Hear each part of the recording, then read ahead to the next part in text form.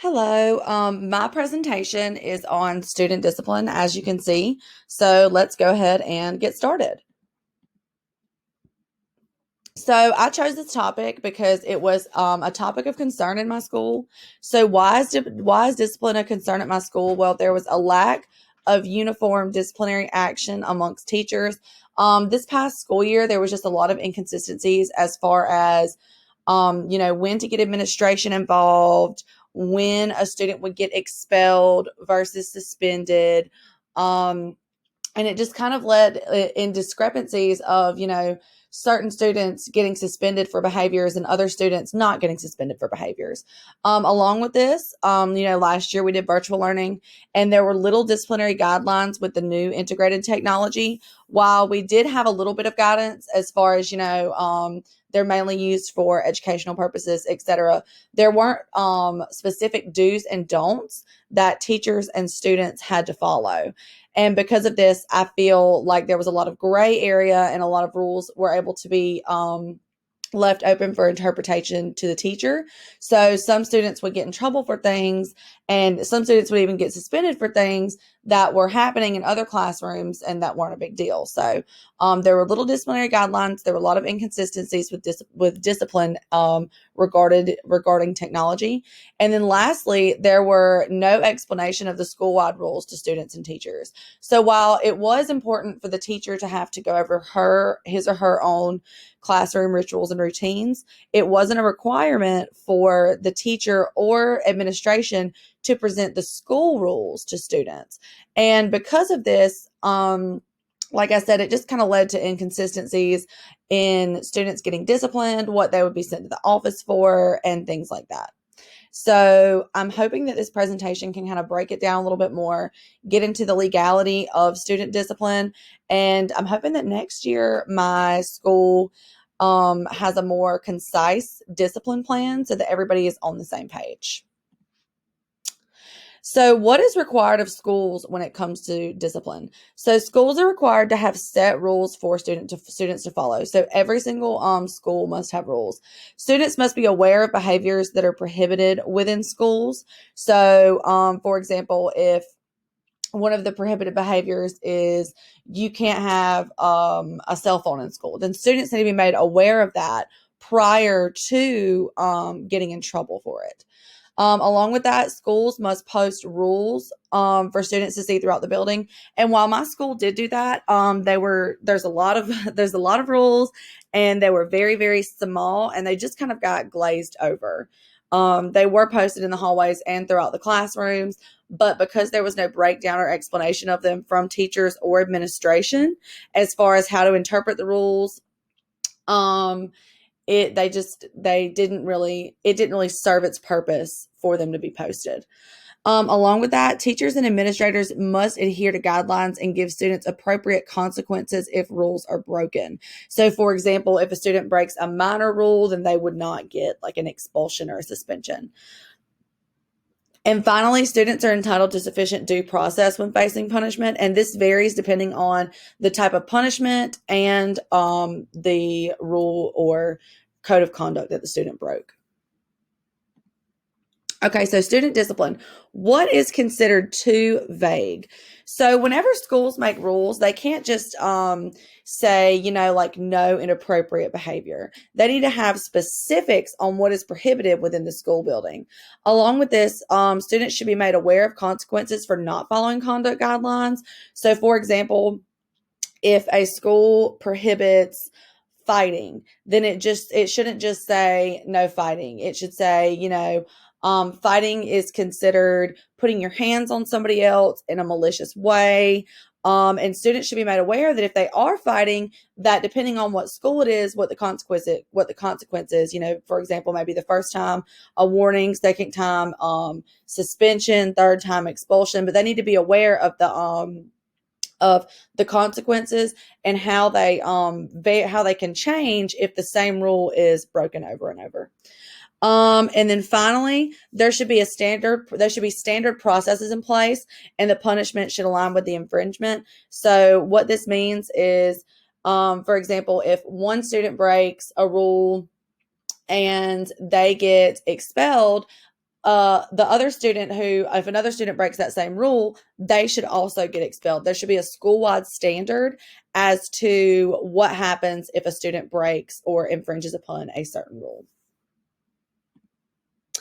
So student rights pertaining to discipline, they vary depending on the infringement and depending on what the student, the classification of the offense. So as this says, students are offered different protections for different classifications of offenses. So if a student who is suspended, or if a student is suspended, they have less protections than students who are expelled.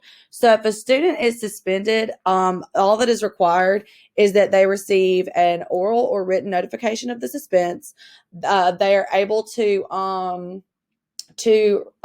refute that with an administrator or a teacher. And then finally, they are able to have an explanation of the evidence that shows that they broke a rule. And that is all that is required of students who are suspended. If a student is expelled, then they receive more of a kind of formal um way to go about it. And this is because a suspension is less than 10 days and an expulsion is more than 10 days. So if a student's going to be out of school for more than 10 days, there needs to be a very good reason why. So if a student is expelled, then they also have to receive written notice, but they also have to have the date, the time, exactly what happened. They also are entitled to a full and fair hearing by somebody who would be impartial. Along with this, they're able to call in witnesses, they're able to have an attorney. They're able to cross-examine witnesses. They're able to present evidence. And there also has to be a written record that shows that the reason that the student is being expelled is based on evidence. So expulsion, as I said, is a little bit more in depth because of the length of time that students will be out of school. It has to be a really good reason why. And then finally, schools and administration, they only have the right to remove students prior to due process if they pose a threat. So that means they could pose a threat to themselves, to others, to people on campus. So if they're posing any kind of threat, then administrators and teachers reserve the right to remove the student from school prior to any kind of hearing. A court case that I found pertaining to student discipline was Monroe County Board of Education versus KB. In this case, a student who was a junior in high school went to prom, and teachers smelled alcohol around them. And because of that, the administrator made the student do a breathalyzer, and their breathalyzer was extremely, extremely low. It was not enough to have the student be able to fail like driving under the influence. It wasn't a very high BAC at all. But so because of this because the student was tested and there was any kind of alcohol in their system, the school suspended the student. The student refuted this, and the student won because the school code of conduct stated that there was no use of alcohol on campus. So because the student did not use alcohol on campus, that rule kind of got loosely interpreted, and the student got in trouble even though they weren't necessarily using alcohol on campus. So because of this, the school had to go back and change their rule because it was not precise enough, and the language did not encompass, coming to school after consuming alcohol.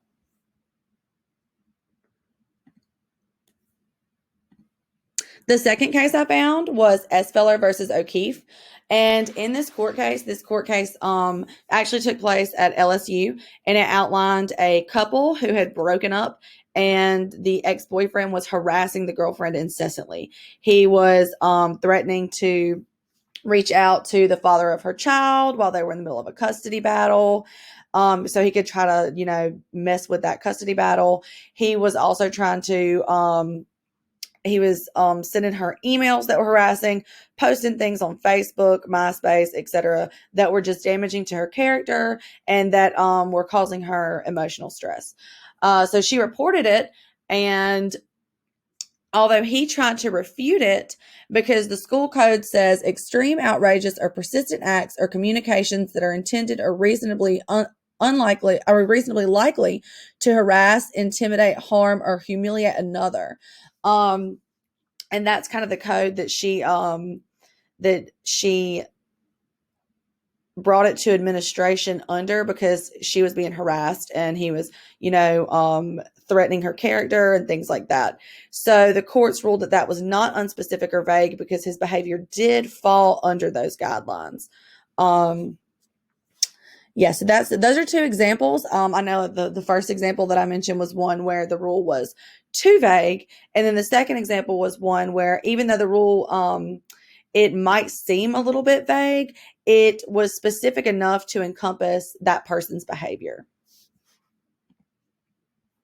So finally, in conclusion, I just kind of want to summarize some things. So students have the rights for due processes when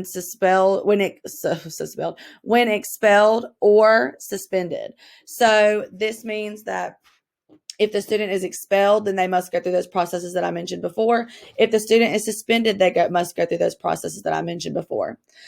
Students can only be removed from school prior to due process when they pose a threat to themselves or others. And also, students can appeal the suspension or expulsion if due process was not applied or punishment does not align with the broken regulation. So these are kind of the things that that students can do, that students have rights as far as discipline is concerned. And then now moving on to this side where it's more about the schools. So schools must have clear and concise rules that specifically pinpoint conduct that results in consequence.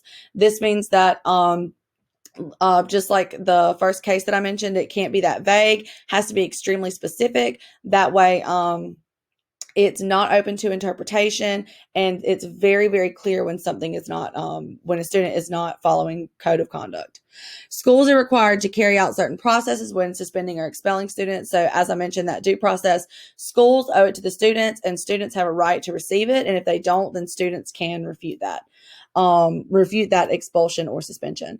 And then finally, the consequence must align with the action that the student has committed. So they can't have, expelled for bringing a toy to school or bringing candy to school, things like that.